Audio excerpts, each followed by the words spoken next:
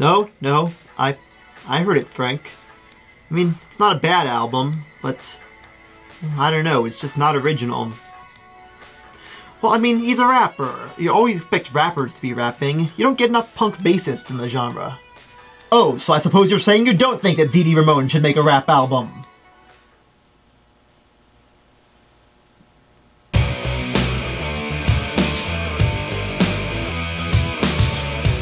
Yeah, believe it or not, Dee Dee Ramone, bassist of legendary punk band The Ramones, actually pursued a rap career in the late 80s. This really happened. Not that I have a problem with punk and rap fusing. If you think about it, the two genres have a lot in common. Both had working class roots, both stemmed initially from a disdain for the man, and at the time both employed heavy beats, shouted vocals, and lyrics about fighting authority.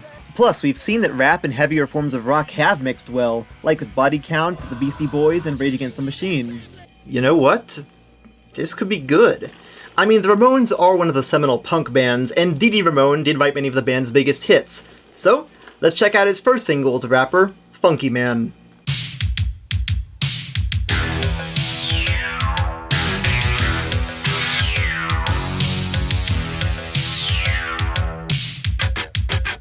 Alarm clock ringing, it's time to get up. Funky strut, I'm a funky man. I got funky bones, I'm a funky man. My name is Dee Dee Ramone. Oh my god, I cannot believe this. I truly cannot believe what I am seeing right now. Is this a joke? Was it serious? Am I dreaming? Am I tripping out? Am I dead? No, I'm alive. So, let's talk about the rapping ability of Dee Dee Ramone, or as he called himself here, Dee Dee King. Not to be confused with blues musician B.B. King. Look, I'm just gonna say it. He sounds like Eric Cartman trying to be threatening. I'm a lucky guy, got the world on a string. If I could do it over, wouldn't change a thing. There is so much to unpack with this video. He sleeps in bed with his sneakers on and washes his face with his sunglasses on. There is a half-eaten pizza on the floor. And not to mention that his lyrical skills are, well, amateur at best. Well, let me tell you a little about myself. I play the bass in a punk rock band. I thank the good man above that he gave me a sexy blonde of love. Now she wants a Mercedes-Benz. Accounts as a Toyota would make more sense. I like hot dogs, franks and beans. I like what I'm doing and I'm having fun. Here's some advice for everyone. Try and make the most out of every day and remember that drugs don't pay. Oh, no, Dee Dee. I don't think this song would have come about if it weren't for drugs. And I don't mean that as a joke either. Apparently he went to rehab for his heroin addiction in the 80s, and it was while he was in rehab that he discovered rap music. So yeah, he was sober when he made this. Funky. Can you believe it? Now this is the point at which most record executives, like 95% of record execs, would be like, "Welp, this was a mistake." But apparently at Warner Records, they had the motto of, if you don't succeed, try again. Because in 1989, after splitting from the Ramones, Dee Dee released his first full-length rap album as Dee Dee King, Standing in the Spotlight. God help us all. This is universally considered one of the biggest failures in recording history, right up there with the Shags and Corey Feldman. But the question is, was it really that bad? Who's bad? Yes, it was. Review over. I'm just messing with you. Let's have some fun. First of all, I just want to point out that despite the lyrics certainly not being the most serious, this album wasn't treated as a joke. He apparently showed up at a lot of Ramones concerts at the time wearing his full rap regalia, much to the annoyance of guitarist Johnny Ramone. The recording of this album wasn't cheap either, apparently costing 25 grand. This was back when you actually had to go to a professional studio to make your music, before most people could just record an entire album in their basement. This particular studio was Chung King Studios in New York, early home of Rick Rubin, and known for producing records from hip-hop giants like Nas, the Beastie Boys, LL Cool J, and Biggie Smalls. And the album itself was engineered by Greg Gordon, known for his work with Run DMC and Public Enemy, and featured guest contributions from members of Freaking Blondie. Well, let's give this thing a listen. It's time to rock. It's time to rap. It's time for the mashed potato attack. Oh my god. The first track is a hip-hop remix of Mashed Potato Time by Dee Dee Sharp.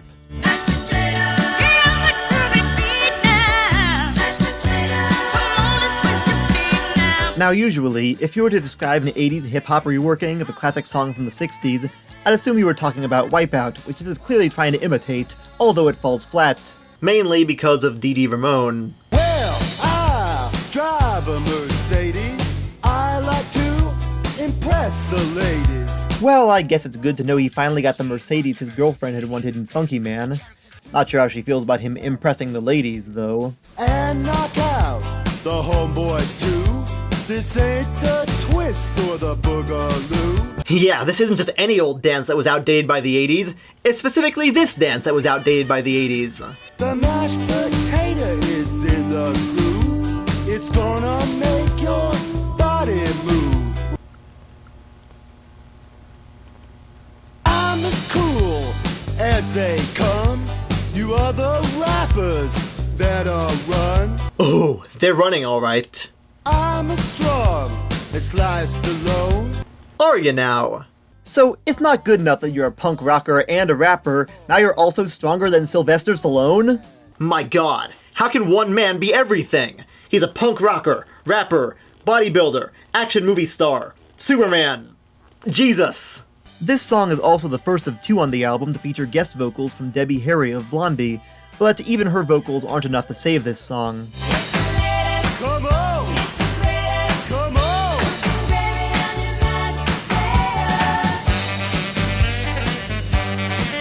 How much you want to bet he only recorded this so he can make the joke about one Dee Dee covering another Dee Dee?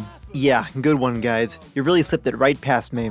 You may have noticed that Dee Dee is no longer shouting like Cartman, and now sounds more like Bobby Boris Pickett of Monster Mash fame, which I guess is an improvement, though it doesn't make the lyrics any better. The mashed potato on the radio, on boom boxes, wherever you go. Oh, you know it. I'm not actually in New York, by the way. This is a green screen behind me.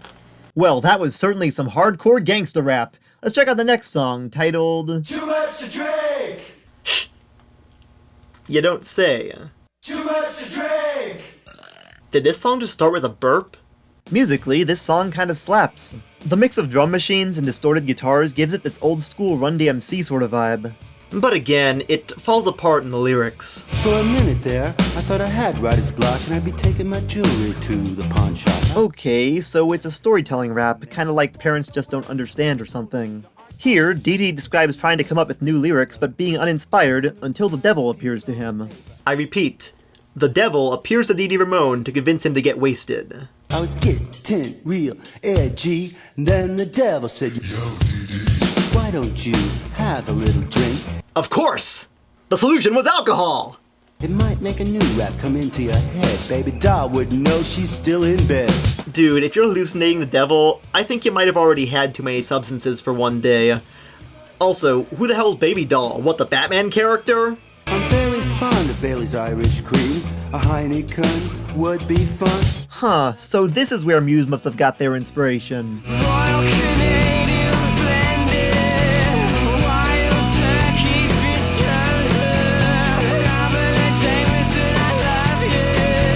So Dee Dee gets drunk and passes out, waking up the next morning. I know I'm in trouble and I'm miserable. The birds are singing and I feel like hell. Yes, you can really tell how miserable he is by the tone of his voice. No more liquor, I ain't gonna blow it. From now on, I'll be the sober poet. No more whiskey, no more gin. Cause one ain't enough and neither is 10. Dee Dee, I just gotta ask, did Alcoholics Anonymous pay you to write this song? I mean, I know you just got out of rehab, but for the love of God, even James Hetfield wasn't this heavy-handed. My lifestyle determines my dance style. My lifestyle determines my dance style. Well, 2 tracks down. Let's check out track 3, Baby Doll. Oh hey, we get to hear more about the Baby Doll mentioned in Too Much to Drink. So, what's this song about? I'm a man in love with a pure heart. Someone above sent me a work of art. Oh dear God. So yes, in this song, Dee Dee uses his Delightfully limited vocal skills. to serenade his then-wife, Vera.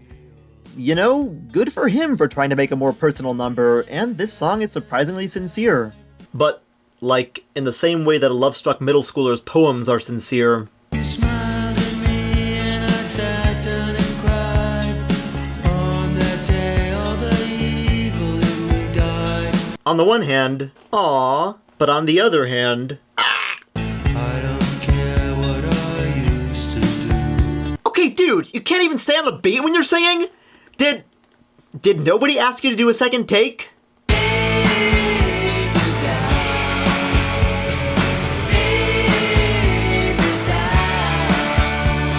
You know, I can't help but feel like the song feels unfitting to the album.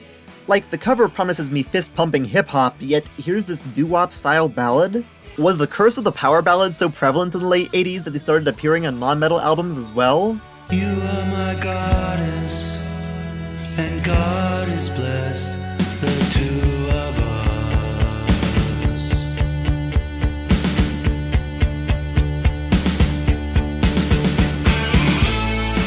Oh, I guess he forgot to finish writing the bridge.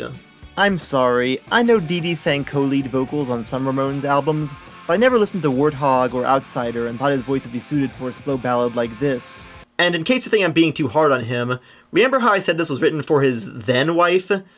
Yeah, a year after this, he and Vera broke up, so this track is kind of unfortunate.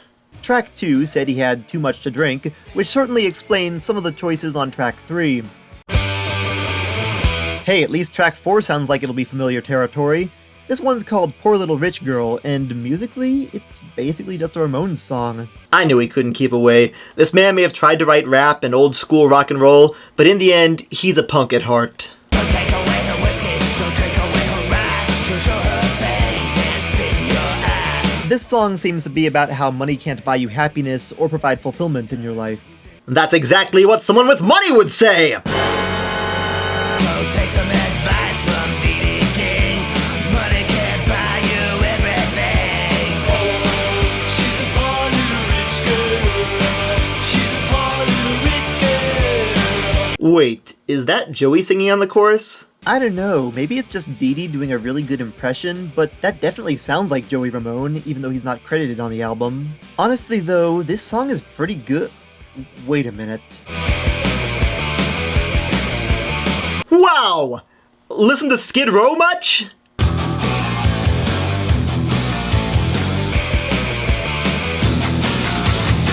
So, let me get this straight. You're making a hip-hop album, yet so far you've lifted from a ton of artists from the 50s to 80s who aren't hip-hop.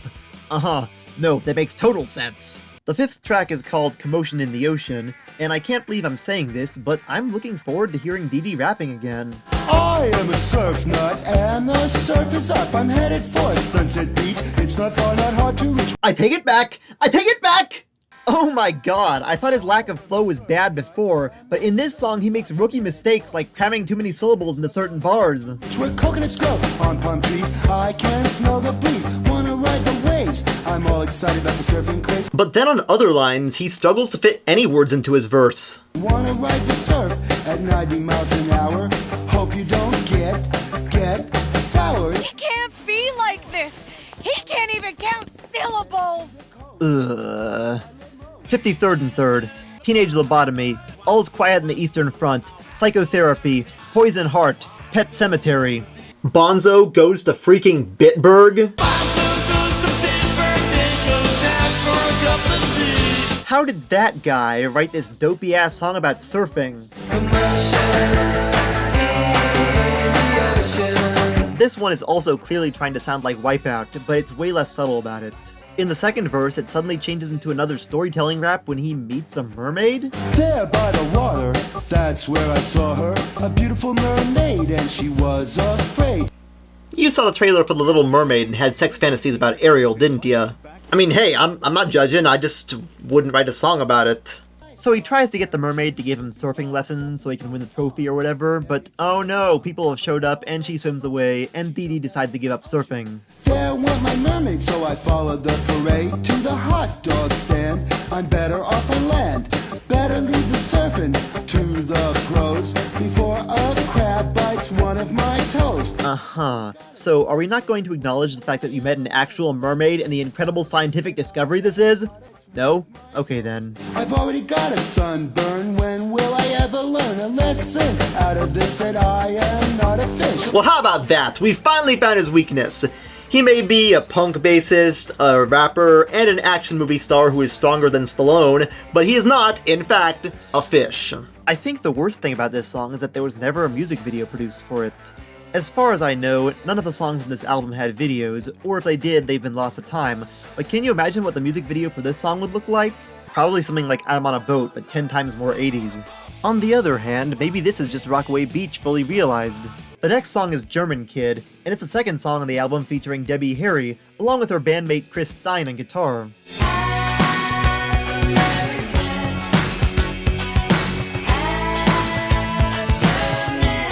If you haven't guessed from the title, it's literally a song about Dee Dee being half German. What a delightfully mundane topic for a song. This is Dee Dee King on the mic. 150 pounds of dynamite. The guy with the rhyme about the pyramid. Wait, what pyramid? I did some research and found a passage in a book about Dee Dee making a pyramid of beer cans, so is that what this line is about? Bet you didn't know I was a German kid. Und ich finde es gut, wenn Leute lachen. Ich hab die Energie, ich hab die Kraft. I don't speak German. What exactly is he saying there? I mean, I tried translating his verses from the lyric sheets I found, but I don't think it's accurate with such passages as a Huebschiz girl and Zets I say enough. Well, I guess I'll give him a pass because, hey, I didn't think of it. Okay, I did wind up talking to a friend of mine who does speak German, and apparently Dee Dee's grasp of German is about as good as his rapping in English, so maybe I shouldn't give him a pass. My friend also recommended some other German rappers, so that's pretty cool. Though I do love how he ends the last verse with the statement that he isn't crazy. Dee Dee King ist nicht verrückt. Who are you really trying to convince, Dee Dee? Me? Or the devil you're apparently hallucinating? Ich finde es gut, wenn Leute lachen. Lachen. I'm laughing, man! As for his English verses, there's not really much to say. I'm doing rap, not Beethoven. I'm doing rap and I've just begun. Well, now I just want to hear Dee Dee Ramone doing Beethoven. Imagine, if this song had been released 1 year later, it could have been an anthem for German reunification.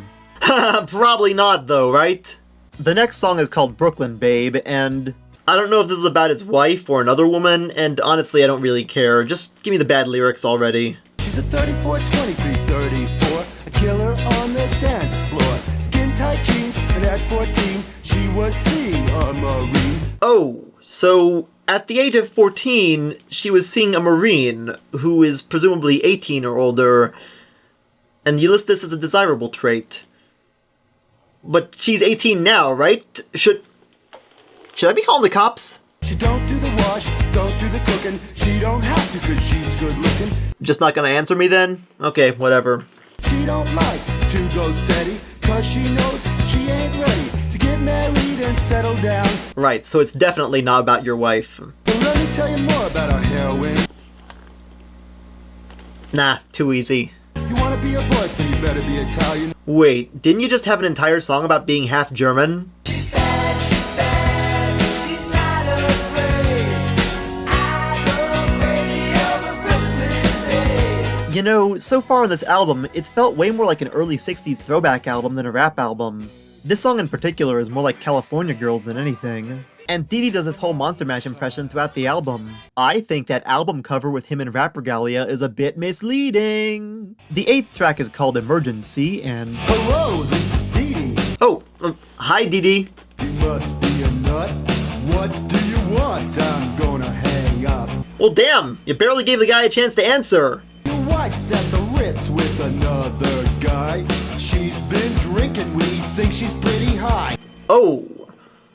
Well, maybe this isn't about his real wife. She never gives me your damn respect. I've been good to her, if I'm not correct. Yeah, okay, so this is just him putting on a persona, though I'm not sure that Rodney Dangerfield is the one I'd pull from. I mean, that's the story of my life. No respect. I don't get no respect at all. Are you kidding? Now listen, baby doll, you've been busted. I should have known that you can't be trusted.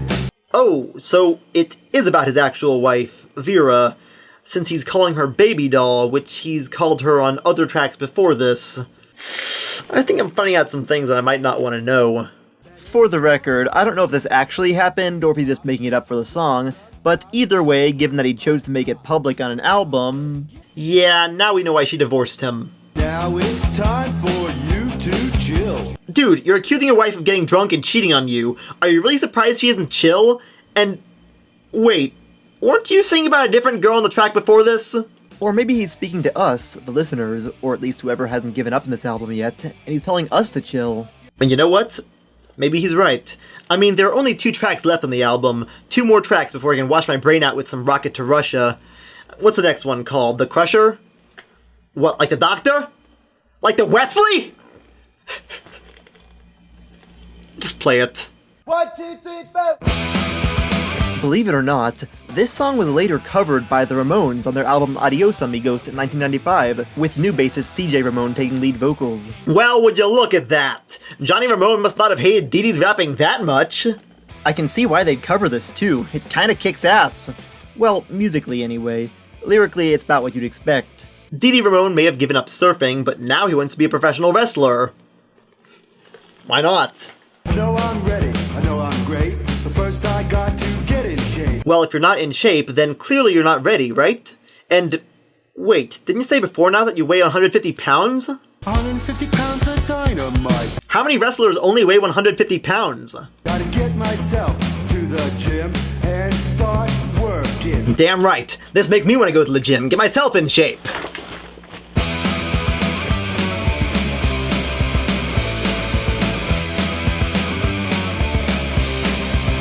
The gym's still closed from the virus. Well, it's no use anyway, because Dee Dee chickens out. Started having second thoughts and I was scared as hell. The last thing I wanted was to hear them ring the bell. I mean, the Russian bear is 7'3". The look in his face is real crazy. Aw, but I thought you said you were as strong as Stallone. I'm as strong as Sly Stallone. So, which is it? How did I get myself into this jam? I was much better off singing Funky Man. I love you, Dee Dee Ramone. I love you. I love you. He is many things, but he's not a fish or a professional wrestler, apparently. All I can say about this song is... Go back to the Fire Nation! Well, one more song left, and it's titled, I Want What I Want When I Want It. Well, that sure rolls off the tongue. I want what I want when I want it, oh yeah! Yeah, we got that. I was lacing up my broken sneakers. Hey, product placement. He'll fit right in with modern rappers. Well, I'm not afraid to advertise. I'm way ahead of those other guys. He truly was. And I am a hip-hop fiend. I'm the baddest rapper in Whitestone, Queens. That's oddly specific. Don't worry though, later in the song he expands his brags. They stand there amazed. They say there he is, the #1 rapper in all of showbiz. Let me put it to you this way. Eminem, Tupac, Biggie, Dee Dee Ramone. Album of the year. 10 out of 10. 5 stars. A+.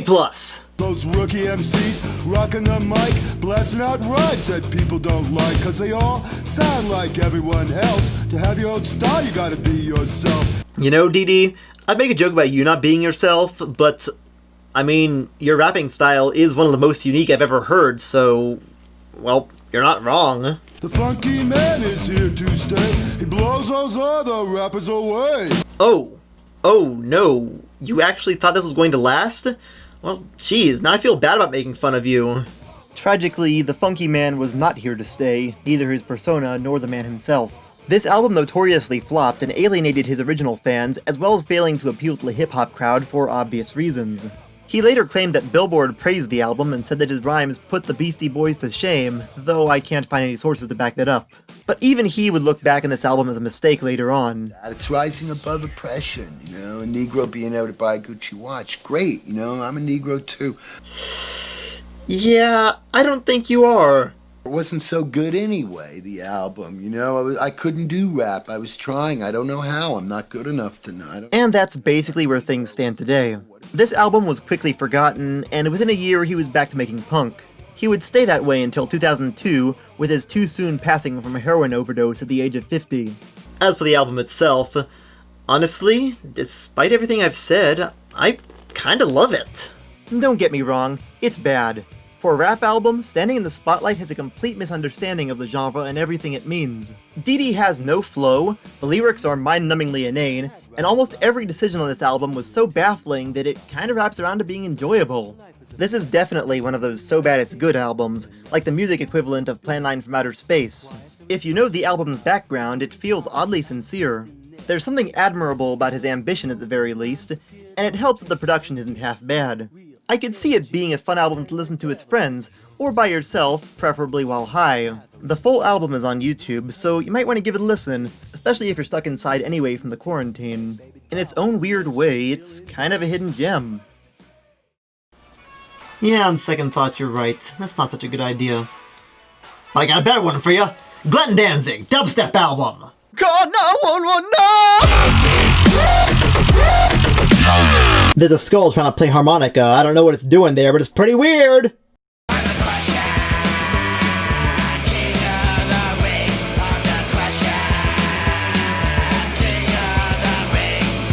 ready for a match with the Russian bear. Gonna pile, drive him, and pull his hair. I might have a foreign object in my trunks I might have to use on that punk. He starts singing the Russian anthem.